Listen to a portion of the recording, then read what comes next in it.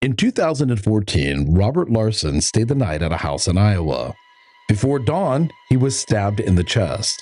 The stab wound was so severe that he had to be airlifted to the hospital, and he barely survived. Later, when questioned, he said that he was stabbed by a ghost.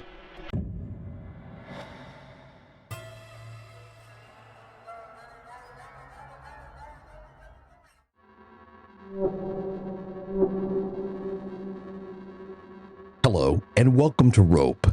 In January of 2021, Chapman University of Orange, California, wanted to find out just what it was that scares people the most. So they conducted a poll asking over 1,000 random adults across the United States to share their scariest fears. And as you can probably imagine, various forms of harm to a loved one was among the top 10. But interestingly, over 9% of the population said that ghosts, believe it or not, were their number one fear. That's nearly 1 in every 10 individuals. So if that many people are afraid of ghosts, then how many more actually believe that ghosts exist?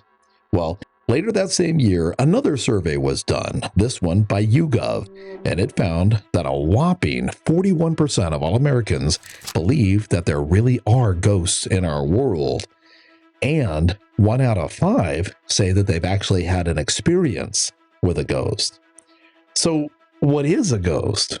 Well, according to Encyclopedia Britannica, a ghost is defined as a being that's believed to inhabit the netherworld and is capable of returning to the world of the living. And the idea that a ghost can hurt people actually dates back thousands of years. Nearly every ancient culture on Earth believed that the soul goes on after death and that it has the ability to help or harm the living. Many religions today still hold those beliefs to be true. In this video, we're going to consider the possibility that ghosts just might be real.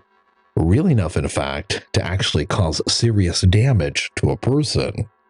To do this, we're going to be examining the mysterious stabbing that happened to Robert Laursen.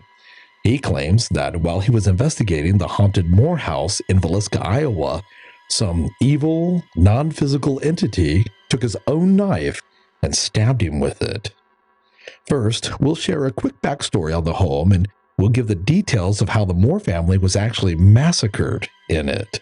Then, we'll touch a little on the hauntings that seemingly came out of that massacre.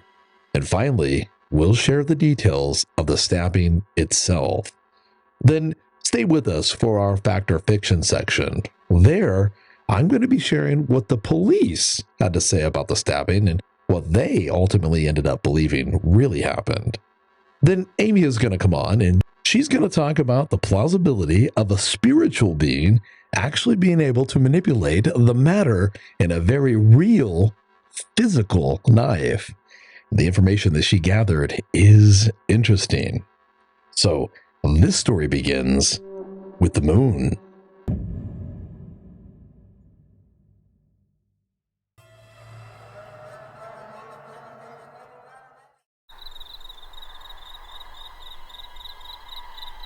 Ah, the moon. Its mystery and its majesty both touches our hearts and haunts our nightmares. When we're safe with the ones that we love, we marvel at the moon's beauty. But when we're alone and we hear those strange noises deep in the night, well, a full moon only adds to the terror of our experiences. Some say that the moon can actually cause people to act in crazy, demented ways. And this, of course, is where we get the word lunatic from. Others, however, believe that the moon's dark intrusion has a much deeper reach and can cause real havoc in our world. The closest that the moon ever came to the Earth in the 1900s was on January 4th, 1912. And not surprisingly, there were a number of horrible tragedies that took place that year. The most well-known, of course, was the sinking of the Titanic, where more than 1,500 people drowned in an ice-cold, watery death. But there were others. Too many to share in this video, actually, but to mention a few, there was the death of Captain Robert Scott and his entire team during their historic journey to the South Pole. There was the Carroll County Courthouse shooting. This happened during the day, during regular courthouse hours, and it left a judge, a prosecutor, a sheriff, and 2 others dead. And there was also, of course, the horrific massacre of the Moore family in Villisca, Iowa. Address 508 2nd Street. In 1903, Josiah and Sarah Moore purchased the house, intending to make it a home, connect with the community, and raise a family. And that's exactly what they did. Josiah worked hard. He purchased the John Deere franchise and before long became the town's most prominent businessman. His wife Sarah ran the house. They both involved themselves in the community, and eventually they became pillars of the church. By 1912, they had 4 children. The oldest, Herman, was 11, followed by his sister Catherine, age 10, and his 2 younger brothers, Boyd, 7, Paul, 5. The children were bright, well-behaved, and good-looking. The 6 of them made a very picturesque family. On Sunday evening, June 9th of that same year, after Sunday services, Josiah and Sarah attended a church function featuring the performance of many of the church children. All 4 of the Moore children were in the program. Sarah helped coordinate, and Josiah watched his family proudly from the pews. The event finished about 9:30, and then the family, along with 2 additional girls, sisters, Lena, age 12, and Ina, age 8, friends of the Moore children who had planned on staying the night, all walked back to the house. The walk took about 10 minutes or so, and it was during this time that the police believed that someone broke into the Moore's home and hid upstairs. The intruder found his way into the house. He located an axe and then went to the 2nd floor to the parents' bedroom. There, he discovered an access panel or a door leading into a small attic-like area. He went inside and he waited. The family arrived home sometime between 9:45 and 10 o'clock.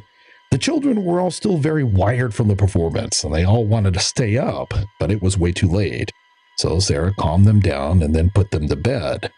The 4 more children went to their own beds in the room that was just next to the parents' room on the 2nd floor. Another bed was made up in the sewing room downstairs for Lena and Ina. While Sarah was putting the children to bed, Josiah ran through his nightly routine. He made sure that the house was warm, comfortable, and safe. He checked the windows and he locked the doors. The couple finished their chores right around midnight. They crawled into bed, and shortly thereafter, they fell asleep. Now, don't forget, this entire time, there's been that unknown intruder who's been hiding just beyond that access panel in Josiah and Sarah's bedroom. And although the space wasn't cramped, it wasn't overly large either. And he remained there quiet for, 2, 3 hours? Not a sound. Once Josiah and Sarah were asleep, the intruder slowly opened the access panel and then quietly made his way to Josiah's bedside. There, he struck Josiah with the axe directly in the face. It's believed that the strike was so powerful that Josiah never woke up. Then the intruder turned the axe around and using the blunt side, he struck Sarah as well. She never woke up either. But the killer wanted to make sure they were both dead, so he spent the next few seconds hitting them both repeatedly. That right there would probably have been enough to set this house up for future hauntings. But he wasn't done yet.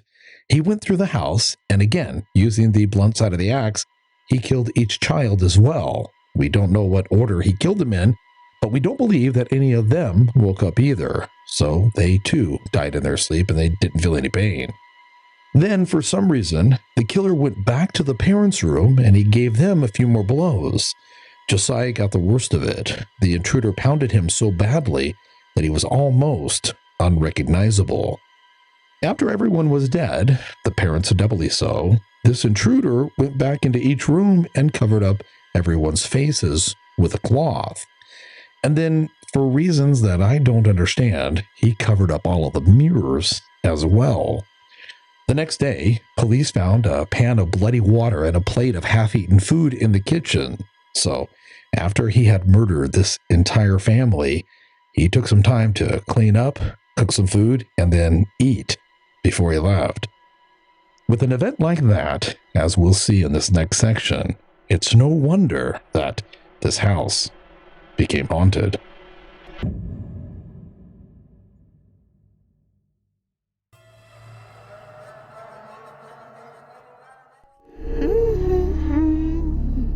After the murders, well, the house really never has been right.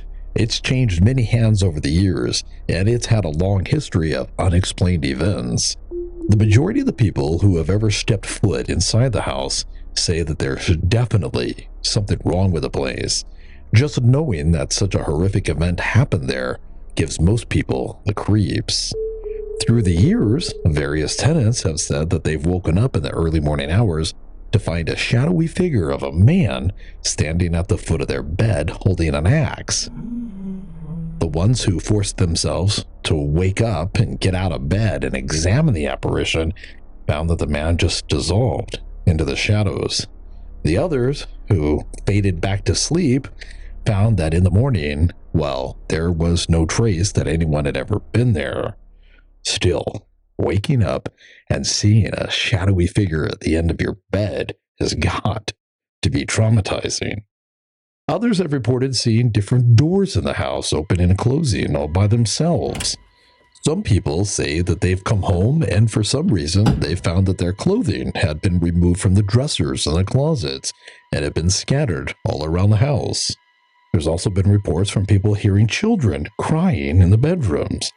On one occasion, an entire family just ran out of the house screaming. They never explained why, and they moved out that very night.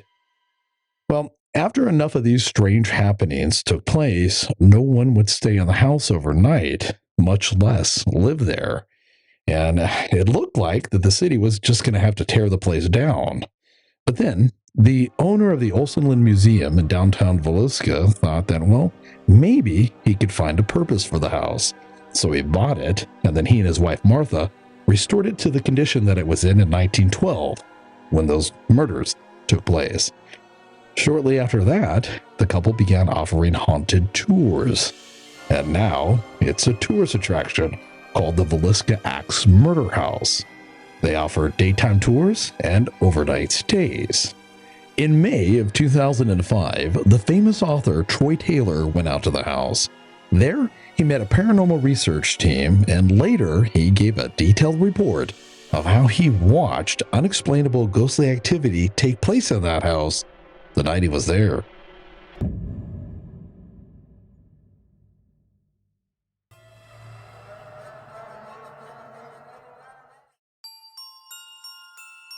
Troy Taylor got into Villisca about an hour before sunset, and first he went out to the cemetery where the victims from the 1912 massacre were buried.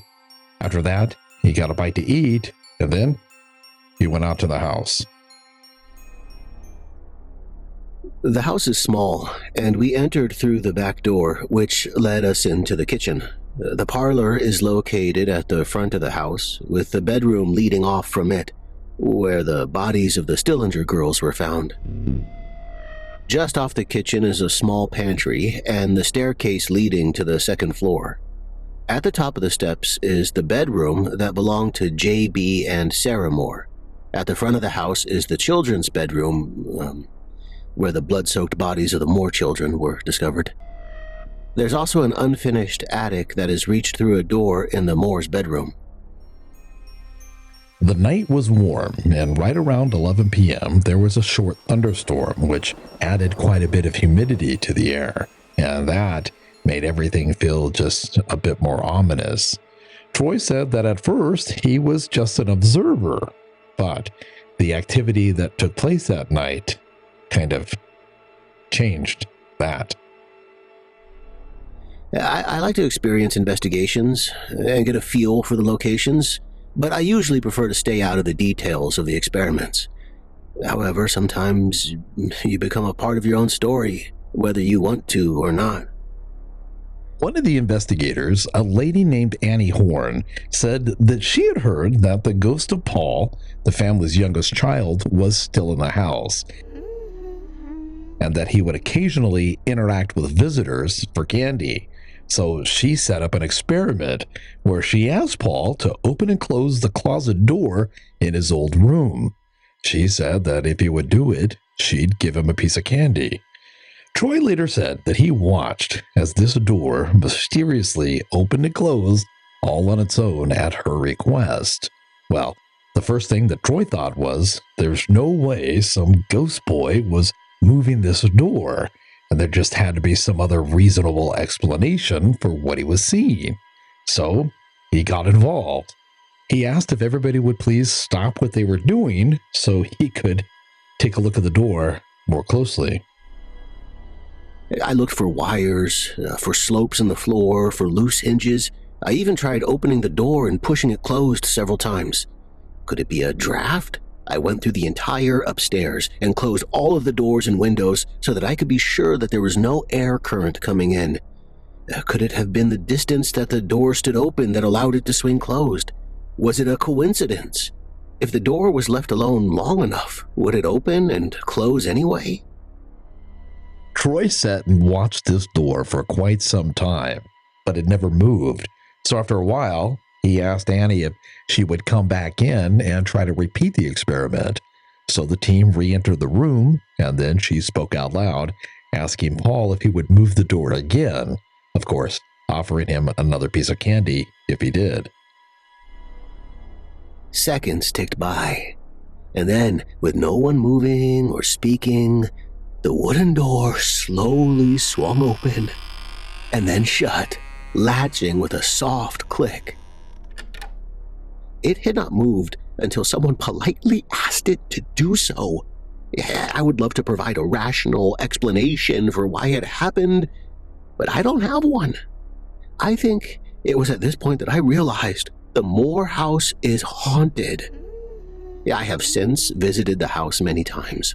During those visits, I have seen doors close by themselves, saw a child's ball roll across the floor, reverse direction and return to the person who pushed it, and most unsettling, heard footsteps follow me up the narrow stairs to the second floor.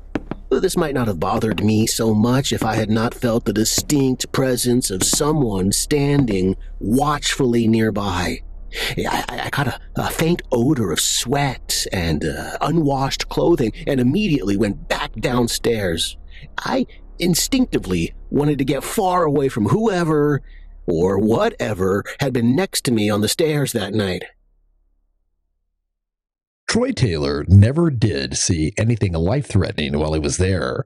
And as far as we know here at Rope, no one else who's ever visited that house has either. Well, that is until a man by the name of Robert Laursen decided that he was going to aggressively challenge the ghost of the axe murderer to come and attack him.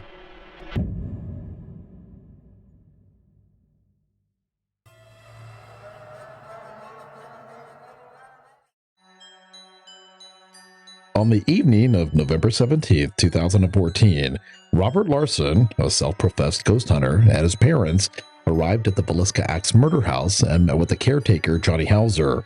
Robert's parents had booked an overnight stay as a birthday gift for Robert, who was fascinated by ghost hunting, and Johnny was there to check them in. 2014 started off like any normal overnight. I was in the barn just waiting for the car to pull up. I saw the car stop and this gentleman walk toward the barn, and I could see he had a hunting knife attached to his belt. He was wearing camouflage pants, which is kind of normal attire around here, so I just shrugged and let him in. He seemed very normal to me, no red flags, really. My red flag was, at first, that he was there with his mom and dad. But then instantly I'm like, don't be a jerk, maybe that's their thing. He was probably, I'm guessing, in his 50s. He was actually 37. They were quite elderly. Finally, he told me he was going to give the house a piece of his mind, so I said, oh, cool, have fun with that. And then I went home. Before he had arrived, Robert had done quite a bit of research into the 1912 family massacre. I had set this crime scene up the way they had found it. The only thing I forgot was the axe. Robert figured that since he didn't have an axe, well, he would let his knife stand in as the murder weapon. Once everything was in place and it was looking just like it had the night of the massacre, Robert walked around the house asking questions. Can you hear me? Is anyone there?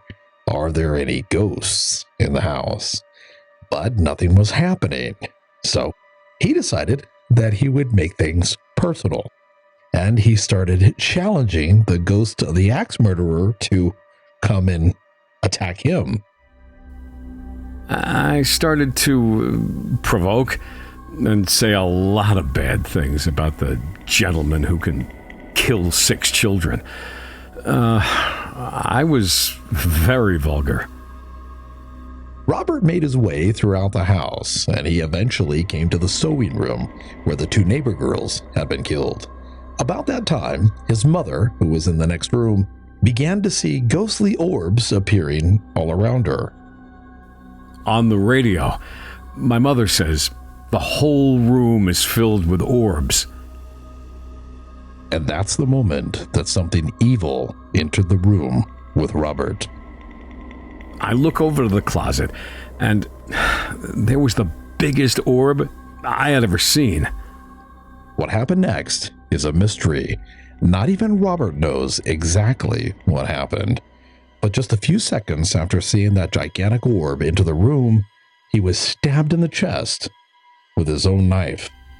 The next thing I remember is screaming, and my stepfather coming in. The knife was in my lung and shoulder, and he pulled it out.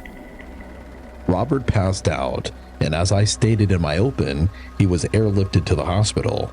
The next time that he woke up, he was lying in a bed with a tube running down his throat. I did not stab myself. There's something in that house, something that's not right. Robert made a full recovery, and after this incident, he laid low for a while, and he actually stopped investigating hauntings altogether. He turned down interviews, and he made no attempt to sensationalize or make any money from the events that took place that night. For the next few years, he was traumatized, and he just couldn't stop thinking about what had happened. Finally, he decided to return to the house and face his fears. He met Johnny Hauser outside, and they talked for a minute, and then Robert started to cry. At first, just a few tears, but then very quickly he began to bawl. After a few moments, he calmed down, and then the 2 of them, along with a few other people, entered the house. What really struck me was when we all walked into the house together. He was right next to me. And the first thing he did was apologize. He apologized for getting loud and yelling and screaming and doing that "come at me, bro" stuff. I could hear the shakiness in his voice, and he was saying it looking up at the ceiling. And I was just thinking, this is so weird, so bizarre. Before this strange stabbing occurred, Johnny Hauser said that occasionally he would stay the night in the house. After the incident in 2014, I've never really spent the night at that house again. I'm just kind of done with staying the night at the Axe house. I'm never going to say a ghost stabbed him. Come on, get real. But maybe there's something to that house that preys upon people and that are mentally ill or not rooted in any kind of faith or protection. I want zero to do with any of that.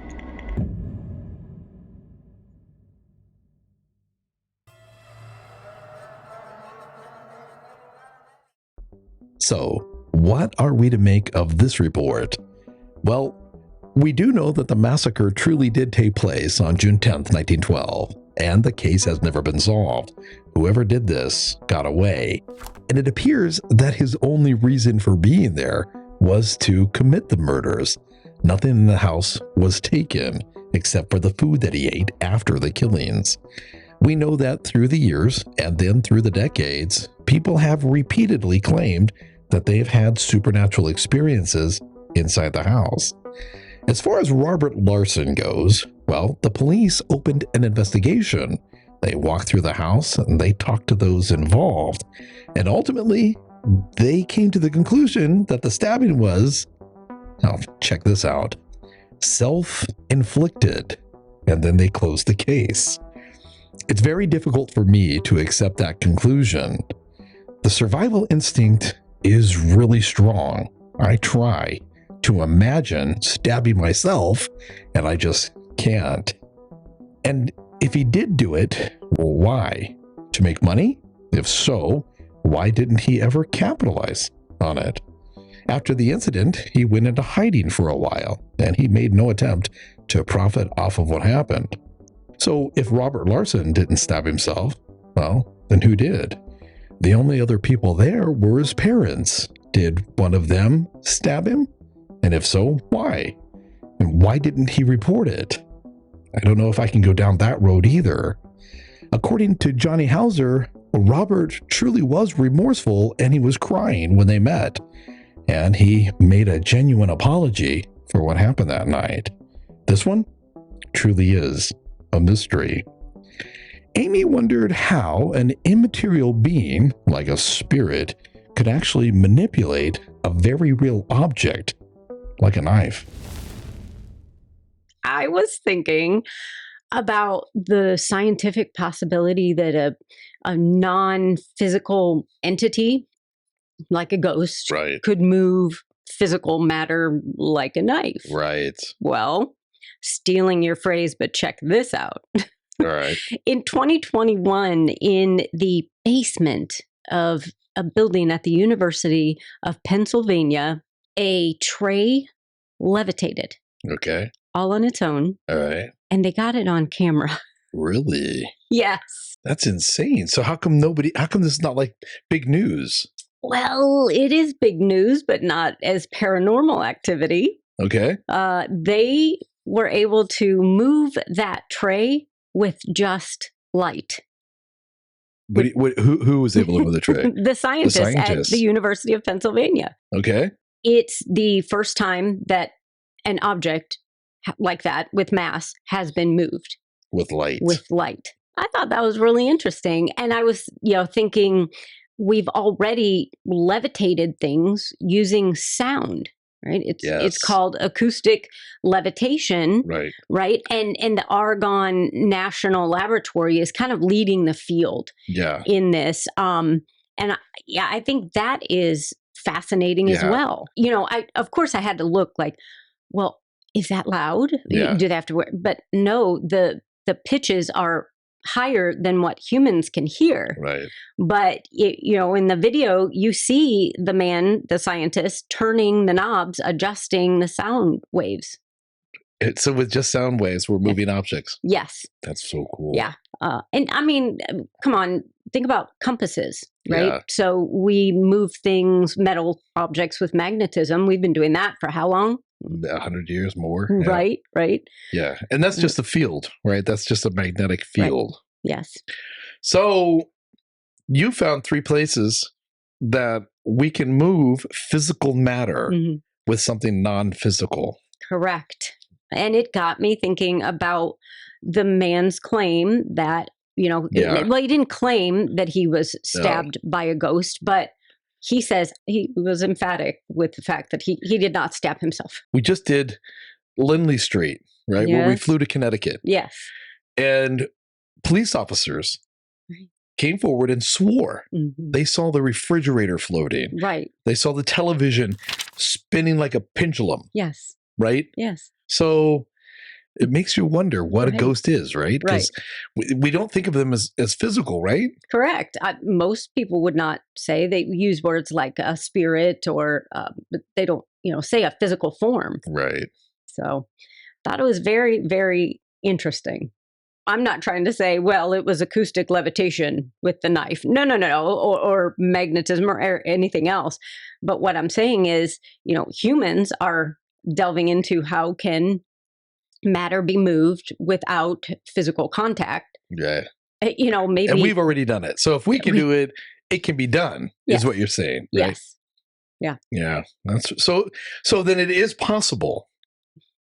I have a hard time knowing what happened at that house with that knife, but it is possible that something non-physical could have manipulated that knife and stabbed him. Not that it did happen, but it's possible. Is that what you're saying? I'm saying it's possible. It's possible. Yeah, if we just look at scientists. Now, I know there are a lot of people that are watching that are saying, of course it's possible. Of course, we know that entities, that ghosts, that demons can manipulate matter because they truly believe that. So I was trying to bring in, well, okay, if you're kind of on the fence about that, is it even possible for humans to do? Yeah. And yes, it is. Yeah. So do you think that there's been hauntings in that house?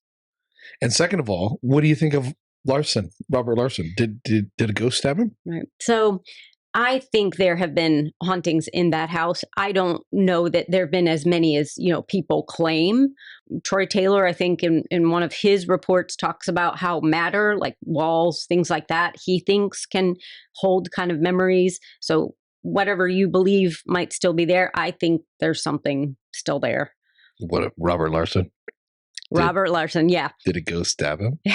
I don't know what happened. Yeah. But something obviously happened because he was stabbed. The police didn't arrest anyone. Yeah. It was him and his parents. So I would think that if they thought, one of the parents did it, they would, in their investigation, they would have said, well, we have to arrest this person. But they didn't. So what possibly could have happened? And I thought, okay, well, maybe he just dropped. No, you don't. It was so severe and so deep, he had to be flown to the hospital. Life flighted. Yeah. Yeah. So I think something happened. I'm not sure. I don't know. Pretty interesting stuff. Very interesting. All right. Well, thanks again. You're welcome. So, are you in the 40% of the population that believe that ghosts exist? And if not, well, then how do you think that Robert Laursen was stabbed? This story reminds me of what happened to Mr. and Mrs. Gooden in 1974. In their story, no one was stabbed, but some supernatural force was moving furniture around their house, and at one point, all of the knives flew out of the knife block and hurled themselves at the man of the house. Just like with this report, the police actually got involved. But unlike this case, they ultimately concluded that something supernatural was going on. That's because they came out to the house during the most intense moments of the case. And they even swore out a police report stating that they personally saw furniture floating.